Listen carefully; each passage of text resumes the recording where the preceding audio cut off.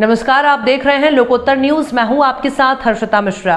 Doctor Shyama Prasad Mukherjee के बलिदान दिवस के अवसर पर बुधवार को भाजपा प्रदेश कार्यालय के सामने वृक्षारोपण कार्यक्रम का आयोजन किया गया। कार्यक्रम में मुख्यमंत्री शिवराज सिंह चौहान, प्रदेश अध्यक्ष BD शर्मा, उपाध्यक्ष आलोक शर्मा सहित पदाधिकारी और कार्यकर्ता शामिल हुए। इस अवसर पर कुशाभाऊ ठाकरे, प्यारेलाल खंडेलवाल, नानाजी सुंदरलाल, पटवा कैलाश जोशी, सुषमा स्वराज, बाबूलाल गौर सहित भाजपा के कई वरिष्ठ नेताओं के नाम से मुख्यमंत्री शिवराज सिंह चौहान द्वारा वृक्षारोपण किया गया। इस अवसर पर मुख्यमंत्री ने कहा कि ऑक्सीजन तो वैसे भी जान बचाने का काम करती है, लेकिन कोरोना काल में ऑक्सीजन की भरपाई कर एक एक सांस कैसे बचे, इसका मतलब लोगों को और भी समझ में आ गया है। उन्होंने कहा, ऐसे में संगठन का वृक्षारोपण का फैसला अभिनंदनीय है। संगठन के साथ उनकी स्मृति में पौधे लगा रहे हैं, जिन्होंने अपने पसीने से पार्टी को खींचा था। इस अवसर पर भाजपा प्रदेश अध्यक्ष BD शर्मा ने कश्मीर को लेकर श्यामा प्रसाद मुखर्जी द्वारा किए गए कार्यों को भी गिनाया। सर, मैं भारतीय जनता पार्टी के अध्यक्ष जी हमारे, उनको पूरी टीम को बहुत बधाई देता हूं। राष्ट्रव्यापी अभियान है, इसमें डॉक्टर श्यामा प्रसाद मुखर्जी जो हमारे संस्थापक अध्यक्ष थे, मार्गदर्शक, पथ प्रदर्शक हैं, उनके बलिदान दिवस से लेकर जन्मदिन तक ये वृक्षारोपण का अभियान हाथ में लिया है।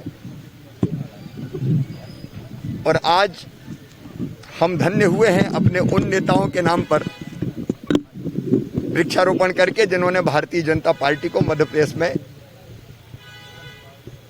अपने परिश्रम और पसीने से सींचा था, पुष्पित और पल्लवित किया। डॉक्टर श्यामा प्रसाद मुखर्जी की स्मृति हो, कुशाभाऊ ठाकरे जी की, प्यारेलाल खंडेलवाल जी की, नाना साहब की, कैलाश सारंग जी की, श्रद्धेय जोशी जी, पटवा जी,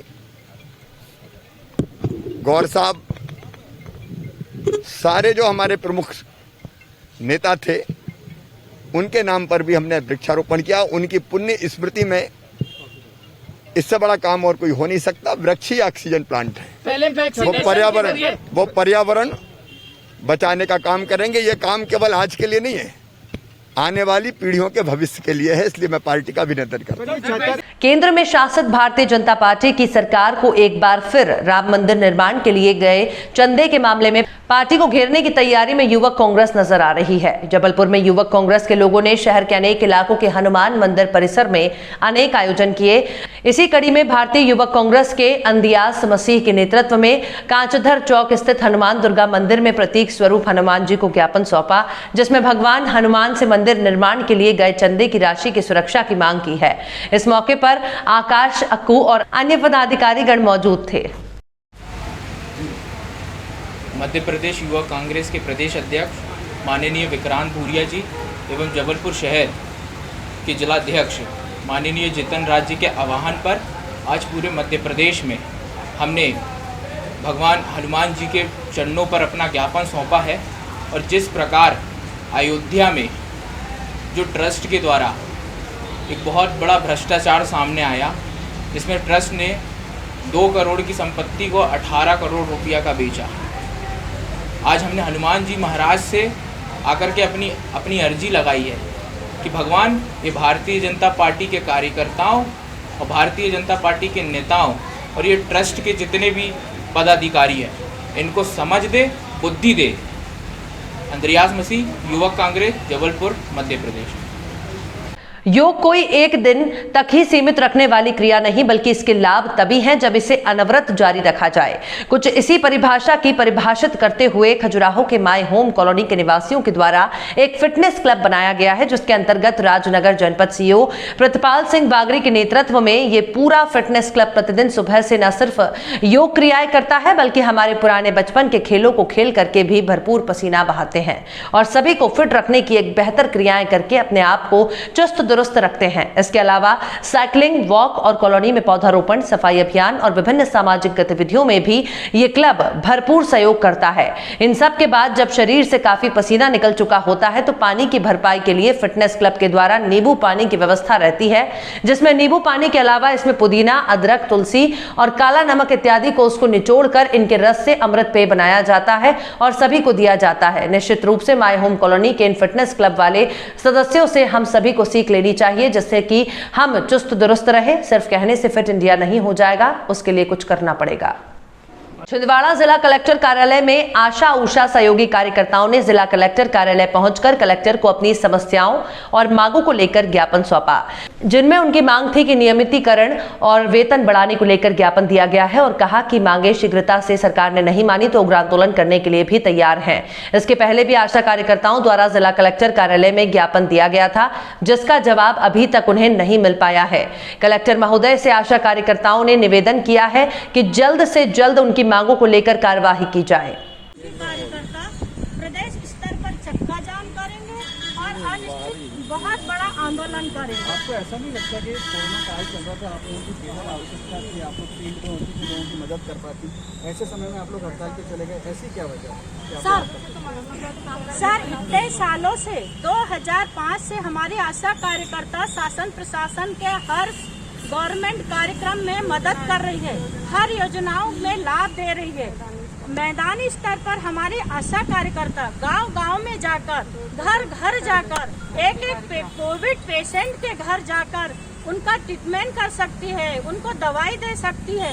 तब सरकार को हमारी आवश्यकता थी और आज हम अपनी मांगों को लेकर सरकार से कह रहे हैं कि 2000 में हमारी गरीब आशा कार्यकर्ता का क्या होता है और हमारी आशा सहयोगी 10 से 15 गांव में विजिट करती है, जिनको 7,500 रुपये मानदेय दिया जाता है।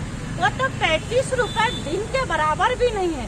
क्या चाहते हैं हम शासन प्रशासन से चाहते हैं कि हमारी मांगे को जल्द से जल्द पूरी की जाए। दमोह में सार्वभौम श्री सिद्धेश्वर सहयोग संगठन द्वारा लगातार एक अभियान चलाकर सामाजिक और रचनात्मक कार्यों को संपन्न किया जा रहा है। संगठन के सभी सदस्य कोरोना वॉलंटियर्स से जुड़कर मास्क और वैक्सीन के लिए लगातार प्रेरित कर रहे हैं। वहीं संगठन के सदस्यों द्वारा जबेरा कोविड सेंटर को 32 इंच LED टीवी सहित DTH भी दी थी। साथ ही संगठन द्वारा पिछले महीने भीषण गर्मी में दमोह जबलपुर स्टेट हाईवे सिद्धधाम दाने बाबा स्थल पर राहगीरों सहित पशुओं को पेयजल की व्यवस्था बनाई थी और पौधे रोपित भी किए गए थे। सहयोग संगठन के द्वारा जो यहाँ पौधारोपण का कार्य किया जा रहा है वो बहुत ही सराहनीय है।